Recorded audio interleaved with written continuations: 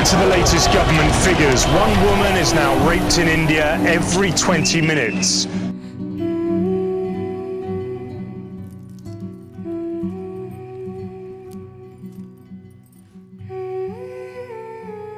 ज्योति सोती थी तो आँख खींचती थी, तब कहती मम्मी मम्मी।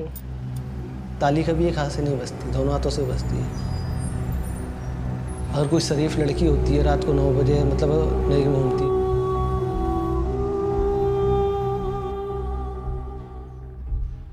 जितनी 15-20 मिनट गाड़ी चली है मैंने चलाई थी। लाइटें बंद कर दी थी उन्होंने। भाई था मैं, जिस लड़के को मारा था जाके वो सीटों के बीच में छुप गया बस। लड़की चिल्ला रही है बचाओ बचाओ। भाई को फिर मारपीट के पीछे लेके हाथ आ जा रहे थे बारी बारी से ही।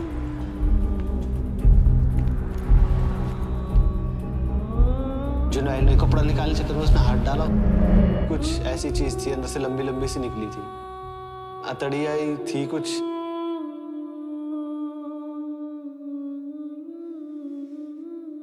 The lady, on the other hand, we can say the girl or woman are more precious than a gem, than a diamond. If you put your diamond on the street, certainly the dog will take it out. You can't stop.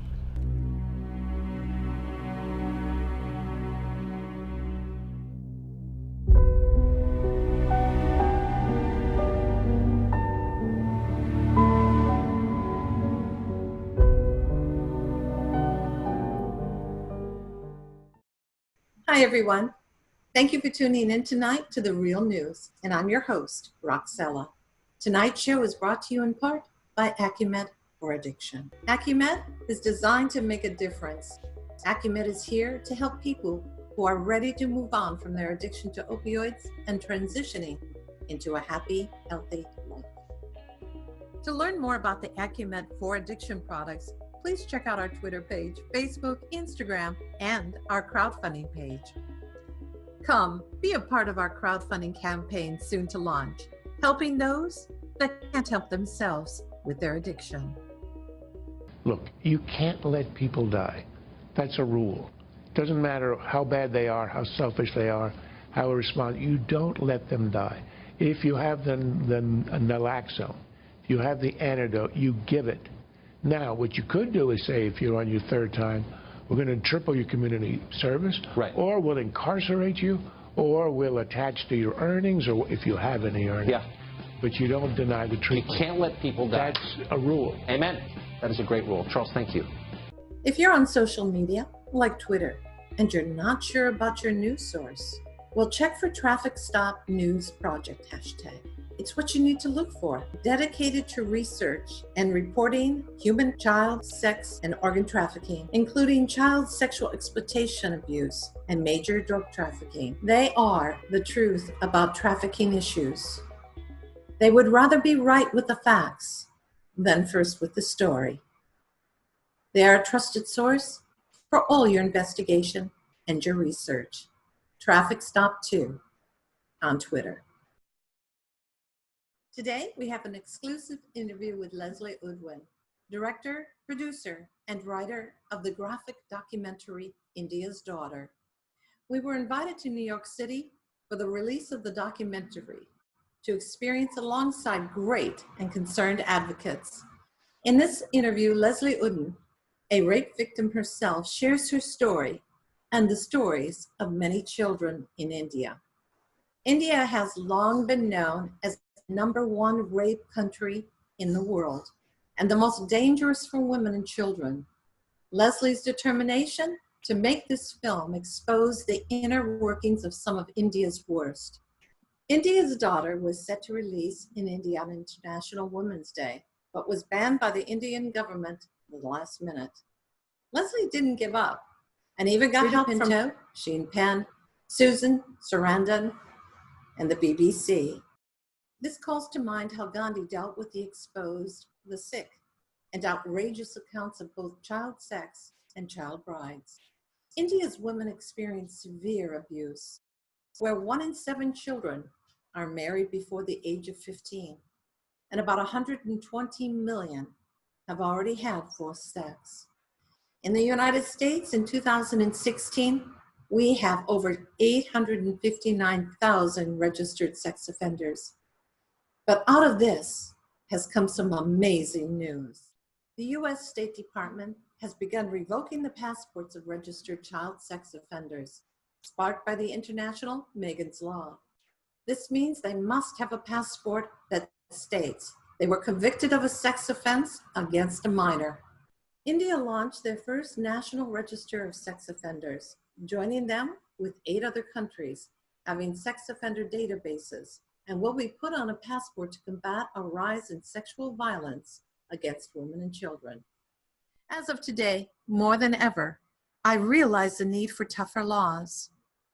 A mother of a 3-month-old named Baby Cora was being sold to 3 men for the weekend, and the sex was all to be videoed. We were made aware of this and notified the police in Baton Rouge. The baby was secured. Mother, Brittany Johnson, is in jail.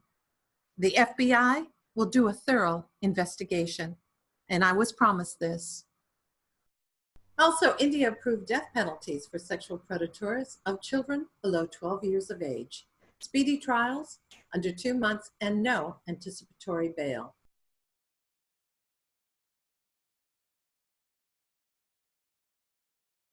This, I hope, will set a precedent for the United States to set in motion stronger laws. Let India be a role model to all of us all over the world. We must not allow this to happen. We must not normalize pedophilia. It is a crime. Bollywood, #MeToo. Spontaneous outpouring with hitting the media the hardest. But for the first time, they believe India is listening. They're using their words, their smartphones and laptops to speak their truth. I say, bravo, India. Stop male privilege in all countries. In the United States, child rape and opioid addiction feed off one another. We need the government to pass more strict laws for both pedophiles in real life and on social media, just like the Senate did for the opioid addiction, not only for the crime, but for the intent of the crime.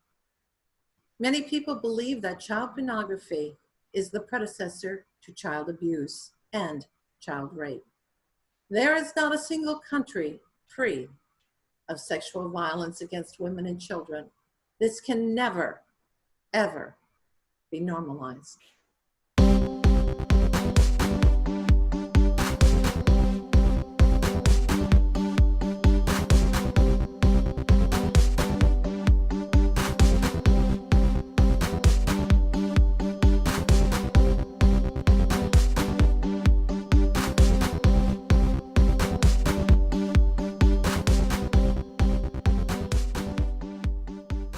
You know, Leslie, it's an honor to be here with you today. We're talking about such an unbelievable story, India's Daughter, but you not only directed it, but you also wrote it. So I find that people who do documentaries have such a passion about the people or the country they're talking about, and I think this is true with you. So tell us a little bit about the passion that's gone into this film. That is absolutely true, because of course with documentaries you're very often making them on your own coin, as I did, and the film was always conceived as a campaign. You see this poster, this iconic image is what motivated me to go to India and make this film, because we had the most horrific incident of a gang rape and murder of a young woman whose life was snuffed out by, I thought at first, monsters. I rather chillingly found out they were not monsters, they were ordinary, normal men.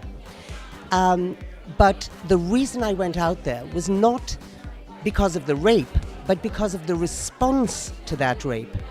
You had unprecedented numbers of ordinary men and women pouring out onto the streets of India's cities. The dam wall had burst. And here was civil society demanding change, safety and autonomy for their women.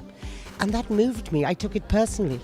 I was sitting across the other side of the world, and here are these people fighting for my rights. I was raped when I was 18. I knew what they were fighting about, and I just felt I had to go and amplify their voices. You know, India has a tradition of not really taking very good care of the younger girls from very young age up into college students. Now, is this a tradition that you're going to see change, hopefully? Rox, I have to say loud and clear, my own country, the UK, has a tradition of not taking care of its young girls. Girls in the UK between 13 and 17, 33% of them have experienced sexual violence. The world has a pandemic of devaluation of women and girls. It's not an India-centric problem, and in a sense, what took me to India was the fact that India was the only country in my lifetime that had ever stood up with such tenacity, courage and commitment to calling for an end to this. If any other country in the world had done the same, I would have gone to that country and made the film about the case they were protesting about. We have to understand the world over. In the US, 1 in 4 girls on college campuses is raped. We have a statistic that runs at the end of this film up to 2009. That's a long time ago. There was a count taken of how many women in the US had been raped. 17.7 million, and that was up to 2009. In the US, the Equal Rights Amendment Bill has still not been ratified. Women haven't even got equal rights under the law. They earn less than men. You know, this is a problem that the world has neglected. We women are at the bottom of the heap of the world's concerns, and it's about time that we all stood together, joined forces, and got the change we absolutely, desperately, urgently require. I just found out today that 60 million girls are not in school, not getting an education across the world. I thought that was staggering, and I'm listening to these figures, and it just doesn't even dawn on me, because we feel like we've advanced so much in our women's, in the business, in the workplace, and yet from this, it doesn't sound like we have it all. No, we've made some steps forward, but we have not in any way addressed the root cause of the problem, which is the mindset of gender inequality. And we have been like nurses, putting plasters on wounds, being reactive to the symptoms of gender inequality, but none of us are being surgeons and rooting out the actual disease. And until we do that, there's inequity in the world. Well, now, once this film airs in a couple of weeks, where can we go from there? Where can someone like myself, my viewers, where can we take a step in a positive direction? There are several things we can do. First of all, the film starts its theatrical release here in New York on the 23rd of October, which is next Friday, at the Village East Cinema. The first and most important step is to see the film, because it will transform your life, and you will be viscerally shocked by the degree to which women are neglected the world over, not just in India. The second thing we can do is go on the website of www.indiasdaughter.com, and we have a number of things we propose as actions to take, and Bianca Jagger and I, at a wonderful screening of this film in London on Sunday night, called on the audience, and we're going to pursue this. We're going to have a strike on the 8th of March next year of women and girls across the world, and let the world then see what happens when women go on strike for a day. This happened in Iceland some years ago, and laws were mercifully changed. Well, I got goosebumps. This is amazing, and thank you for sharing, and it's just something that I know that I am very passionate towards myself. Thank you, Rox. Thank you so much.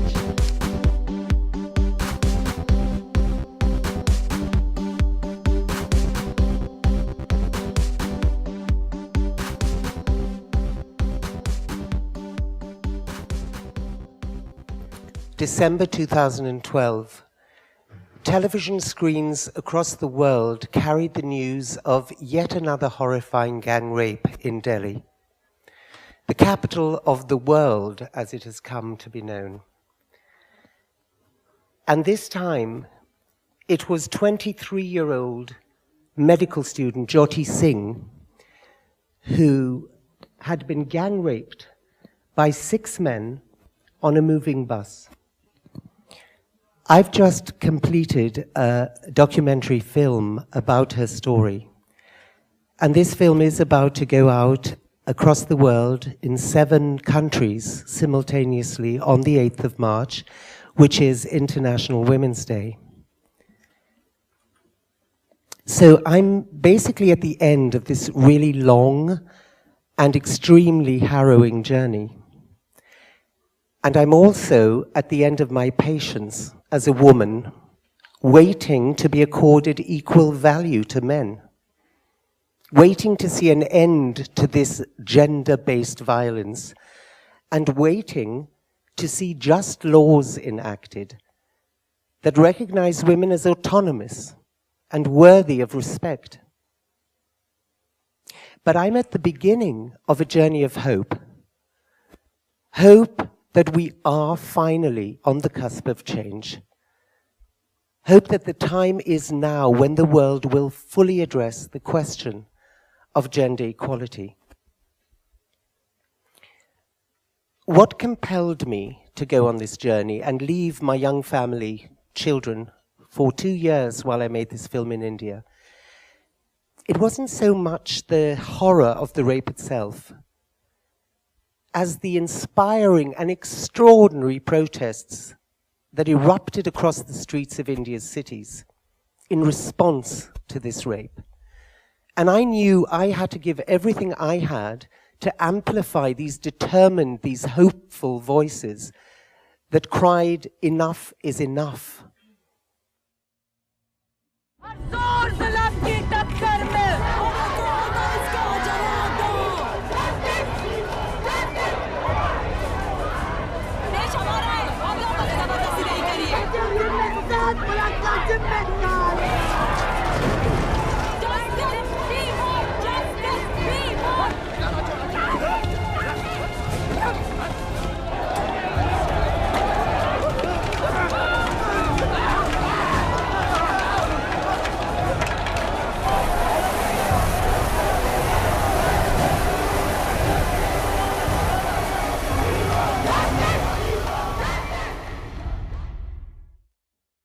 So as you see and can recall, there was something absolutely momentous about these protests.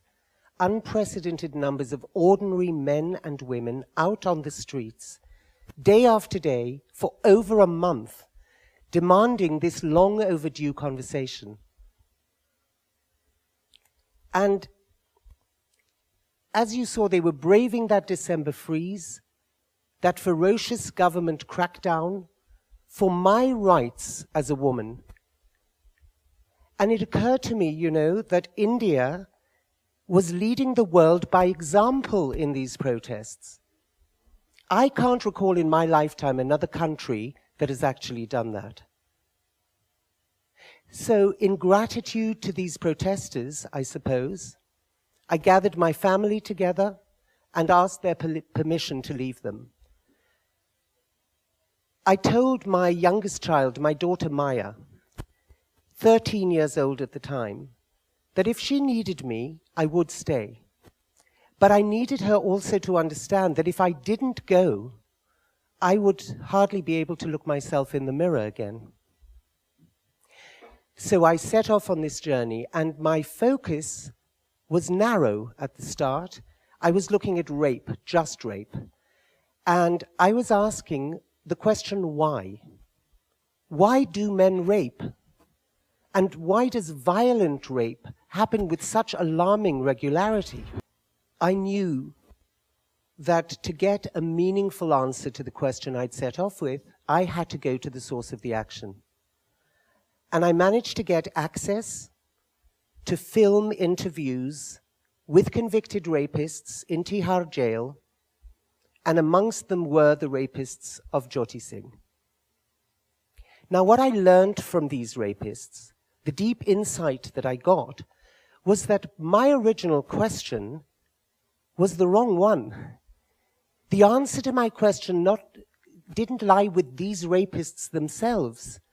but in a wider sphere, in the patriarchal society and culture which seeds and I believe encourages these hateful acts.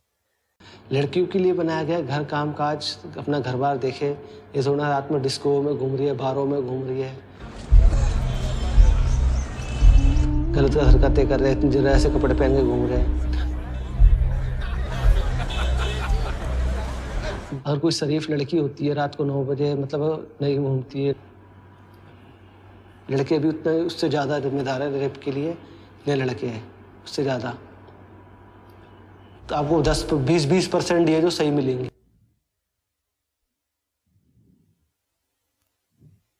My encounter with these rapists left me feeling as though my soul had been dipped in tar and that there were no cleaning agents in the world that could get rid of that indelible stain. But perhaps even more shocking than the complete self-justification and absolute lack of remorse that these rapists showed were the statements made by their defense lawyers, so-called educated men. Can we please now hear what Emil Sharma has to say? Women means I immediately put the sex in his eyes. We have the best culture. In our culture, there is no place for a woman. Just to make sure that you don't make the mistake of thinking that this is just the lone barking of only one rabid dog, let me tell you what the other defense lawyer in the case, A.P. Singh, had to say, and I'll quote this one for you. If my daughter disgraced herself, and by the way, the context here, disgraced herself means, went out to a movie in the evening with a male friend. If my daughter disgraced herself, I would take her to my farmhouse, and in front of my whole family, I would pour petrol on her and set her alight. The truth is, what chilled and depressed me most was my realization that these rapists were not the monsters the media had prepared me for. On the contrary, they were ordinary, apparently normal, and certainly unremarkable men. Now, the details of Jyoti's rape, the pulling out of intestines with bare hands, had led me to expect deranged psychopaths. And I tell you, it would have been so much easier to process this heinous crime if they had been just monsters, just bad apples in a barrel, aberrants of nature. You know, perhaps then, those of us who believe in capital punishment, or that it serves a purpose, and I'm not one of them, would wring their hands with relief when these men are hanged. But for me, their hanging may well mask the real problem, which is that it is us. It is our society and our shared culture of attitudes towards women that is responsible for these men and for their actions. These men are not the disease. These men are the symptoms. These offenses against women are a part of the story, but the real story begins when a woman, a girl, is less welcome than a boy when she's born. When sweets are distributed at the birth of a boy, not of a girl. When a boy is given more nourishment than a girl. When a girl is sent as a domestic slave to her husband's home. You see, if a woman is of no value, if a woman is worth less than a man, then it stands to reason there are going to be men who believe they can do what they want with her. Gender inequality is the problem, and gender equality is the solution, and the only one. Gender inequality is the primary cancer, and rape, trafficking, honor killings, child marriage, acid attacks, these are all the spread. These are the metastases of that cancer. When you look into the blackest recesses of the human heart, as I had to do, you obviously get profoundly depressed and disappointed.